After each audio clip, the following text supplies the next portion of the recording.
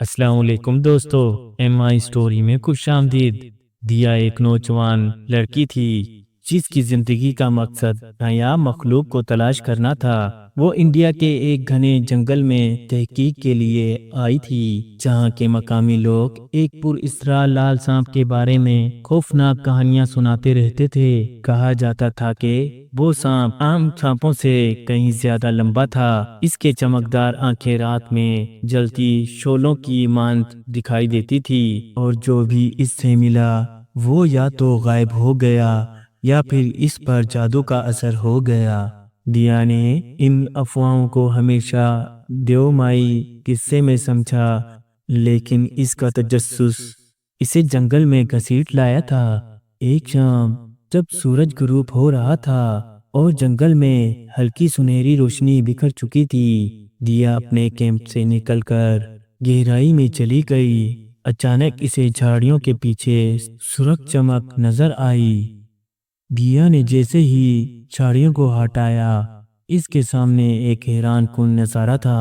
ایک بڑا لال رنگ کا سانپ جو کسی عام سانپ سے کہیں زیادہ خوبصورت اور شاہانہ لگ رہا تھا۔ اس کے ترازو سنہری روشنی میں چمک رہے تھے، اور اس کی آنکھیں کسی انسان کی آنکھوں کی طرح گہری اور پرکشش تھی۔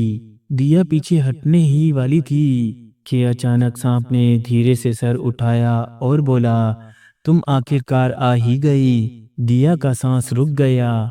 ایک سانپ بول رہا تھا۔ وہ خوف کے مارے جم گئی، لیکن اس کے اندر کے تجسس نے اسے وہیں روک دیا۔ تم کون ہو اور تم مجھ سے کیوں بات کر رہے ہو جیسے تم مجھے جانتے ہو؟ سانپ نے اپنی آنکھیں بند کی جیسے کوئی پرانی یادیں تازہ ہو رہی ہوں، پھر آہستہ سے بولا، میرا نام نگران ہے اور میں تمہیں صدیوں سے جانتا ہوں۔ دیا نے حیرانگی سے دیکھا۔ نگران نے اپنی کہانی سنانا شروع کی۔ میں ہمیشہ سے سانپ نہیں تھا، میں ایک انسان تھا، ایک جنگل کے محافظ جسے صدیوں پہلے ایک جادوگرنی نے سانپ میں تبدیل کر دیا تھا۔ اور تم وہی ہو جس سے میں نے محبت کی تھی۔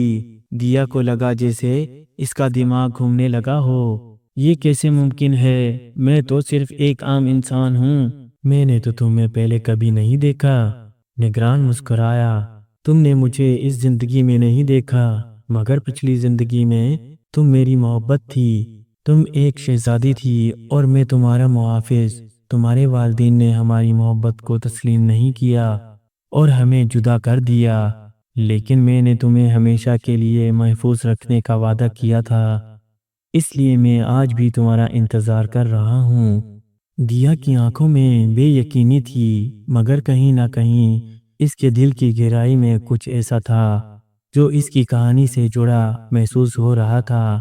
دیا روز نگران سے ملنے جنگل میں جاتی رہی۔ وہ اب اسے ایک خوفناک مخلوق کے بجائے ایک سچے دوست کے طور پر دیکھنے لگی تھی۔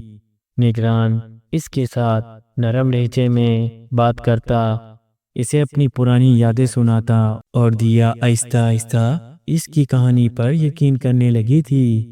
لیکن ان کی یہ دوستی زیادہ دیر تک مدہوش نہ رہ سکی۔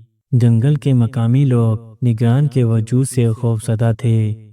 جب انہیں پتہ چلا کہ دیا اس کے قریب جا رہی ہے تو وہ سب اسے روکنے کے لیے آئے۔ یہ سانپ بدروح ہے، یہ تمہیں نقصان پہنچائے گا، گاؤں کے بزرگ نے چیخ کر کہا، مگر دیا ان کی باتیں سننے کو تیار نہ تھی۔ یہ سانپ نہیں، ایک انسان ہے، تم سب کو غلط فہمی ہو رہی ہے۔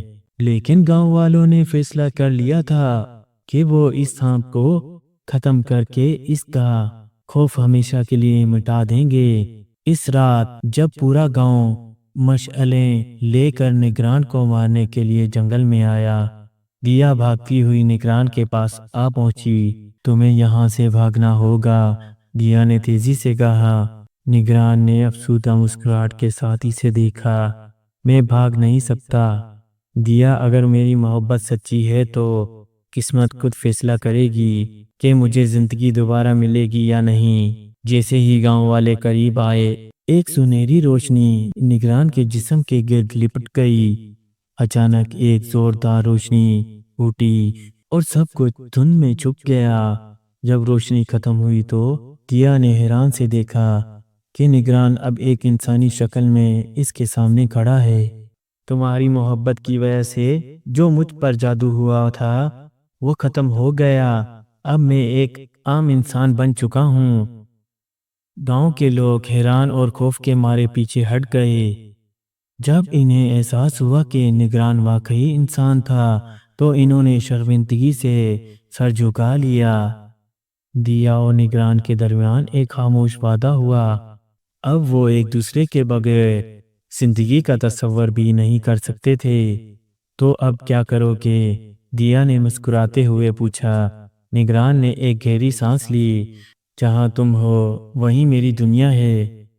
اور یوں ایک صدیوں پرانی محبت جو لعنت کی زنجیروں میں جکڑی ہوئی تھی، آخر کار آزاد ہو گئی۔